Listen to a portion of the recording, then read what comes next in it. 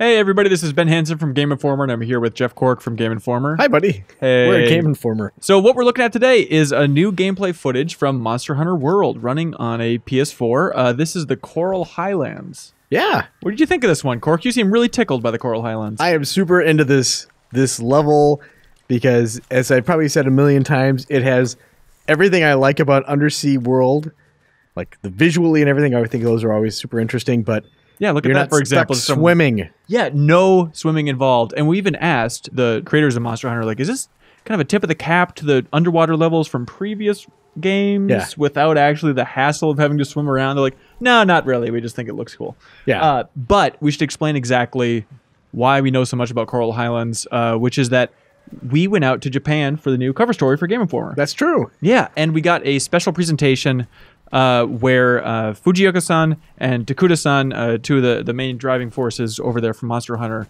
sat us down and talked about the creation of Coral Highlands, in addition to some other things, which we'll talk about later throughout the month of coverage, rolling out at GameInformer.com/Monster Hunter. So they really stressed how they are into like the ecosystem angle of Monster Hunter, and it seems like in particular the Coral Highlands, they really geek out over making sure that this world, as fantastical as it looks, I mean, just look at this beautiful thing, that it is relatively grounded, that you can have a flow chart of like, okay, this eats this, and it gets its source from this. Right. And they kind of, like the earlier two maps that we saw are more grounded in reality. There's like a desert type map. Wildspire Waste. Wildspire Waste and the Ancient Forest, as you might expect, that has a lot of trees in it. So they're things that you would go, okay, this is like real life or whatever. And this level is just like, this is when it opens up and you're like, oh, okay, this game is going to do some weird stuff. Yeah, that's definitely the way that they explained it, is this world is kind of like the gateway, where it comes right after Wildspire Waste. And once you hit this spot, then it's really launching you out of the canon into the realm of the weird. This is the entire premise for Monster Hunter World, is that this is a new continent to explore. And what fun is a new continent if it's like, okay, here's another Earth-like place, here's another Earth-like place, but no, we're getting freaky. Well, this is like an Earth-like place, but dry. My favorite kind of Earth-like place. So stuff that's going on in this actual area, I don't know if we're going to see it in this footage, but there are zip lines going around the world, which is interesting. I hope we get to show that off at some point. Yeah. So talking to the team about how they came up with this place, it has a bizarre tie-in actually to an old area, an old map from Monster Hunter 4, which was the Ancestral Steppe.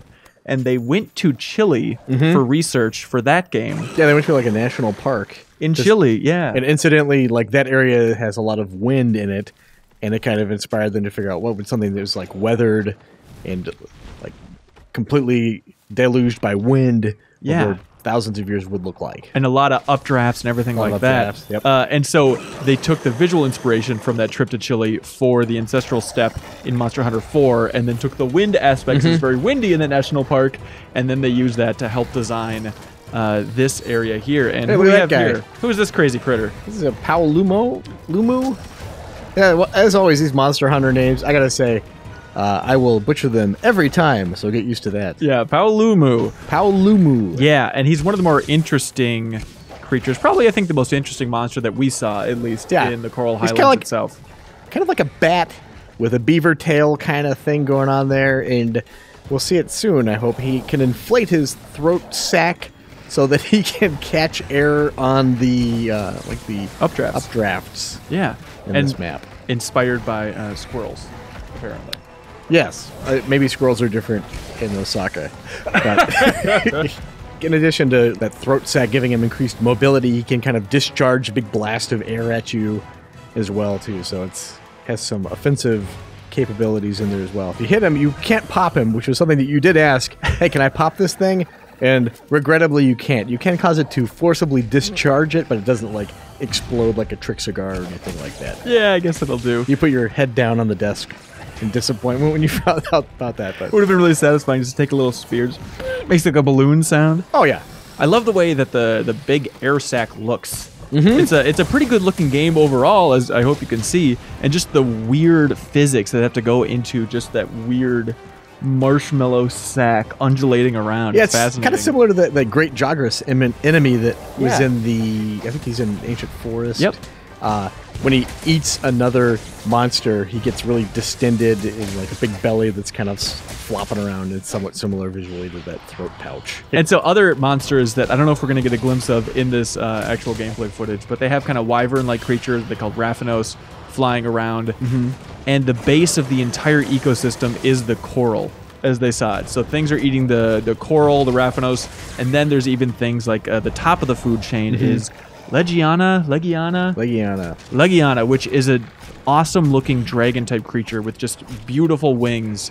They're kind of like they look like leaves almost. Yeah, it's a really cool design, and so that monster lives like on the top of the peak where the coral kind of fades away within this map and feasts on the Raphanos. And then we have the freaky Paolumu kind of running around. So here's a Paolumus. This is where we actually saw him fight. Yeah, the coral is kind of discharging these little seeds, and that's what like you said earlier, the ecosystem's based on that. Yeah. Also, things we should point out is you asked, hey, because this is all underwater, is there any bioluminescence taking place in the Coral Highlands? And they said, yeah, in some of the darker areas. Yeah. So look for that. Also, the coral, it looks beautiful, and it also is going to have a beneficial aspect for some players because I guess like some areas of the map here for the Coral Highlands are kind of mushy and soft, and the monsters will actually get stuck in it. It's kind of like more of a mud-like aspect to coral. Yeah, it'll slow them down and give you a chance to kind of outmaneuver them depending on the weapon that you're using for that particular hunt. Yeah, absolutely. But they seemed really proud of this map. I think it's the most interesting-looking area that I've seen from the game so far. Absolutely. I'm really excited to see like if this is going to be the standout map in the game, or if it's... How can it get wackier than this place? Toy Factory. Yeah, Toy Factory, Chicago. Clockwork Map. Yeah. Castlevania tie-in. So throughout the month of coverage, yeah, we're going to be showing new gameplay footage because we got a lot of time to play this game. And so we're going to be diving in deep on a couple interesting aspects, talking about the creation of several of the most exciting monsters within the game, including the one that's on the cover of Game Informer, you might have noticed. We're also going to dive deep in our hands-on impressions on an episode of the Game Informer Show podcast. You can look forward to that. So, hey, if you like Monster Hunter, stay tuned. I think you learned something throughout the month. It's true. Bye-bye. Was that a secret meeting?